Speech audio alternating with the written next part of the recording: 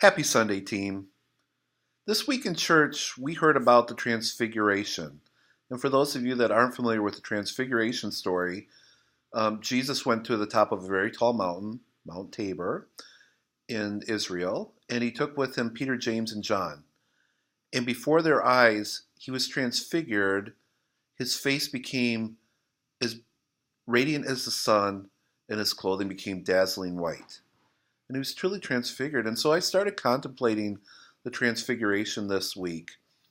And I thought about how transfigurations really apply to us. And they can apply in so many ways. I look outside my window here in Alto, looking across the road at the cow farm, and I'm seeing the land become transfigured.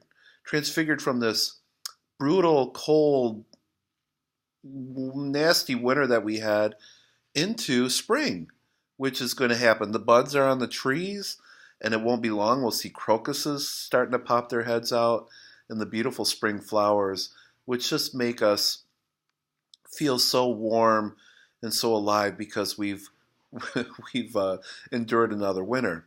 But transfiguration can also occur in other ways. And I would encourage you this week to seek transfiguration of some kind or another. If you're struggling with yourself, for whatever reason, you don't feel good enough, you don't feel like you have relationships, you don't feel like people like you, I would transfigure yourself. Figure out why you're struggling, why you're suffering, why you're hurting, and either seek help to do that or do it on your own. Probably if you could do it on your own, you would have already done it. But I would seek you to transfigure yourself. If you have relationships which are hurting or suffering, I would seek a transfiguration in those relationships. Those of you that know Kathy and me know that we've had a fairly distant relationship with our daughter over the past really 6 years. We invited her over on Thursday night, and we had a long talk with her about why we were distant, why we were struggling. We had a healthy resolution of conflict because we trust one another. And we were able to talk about some of the misunderstandings that we have, some of the miscommunications that we've had, and get to know each other a little bit better. I truly believe that relationship was transfigured and it became brighter. And so if you're struggling in a relationship with anybody, could be somebody at work, could be somebody at home, could be somebody you don't even know really, I would encourage you to transfigure that relationship. I would encourage you to find out why the relationship is struggling and transfigure it.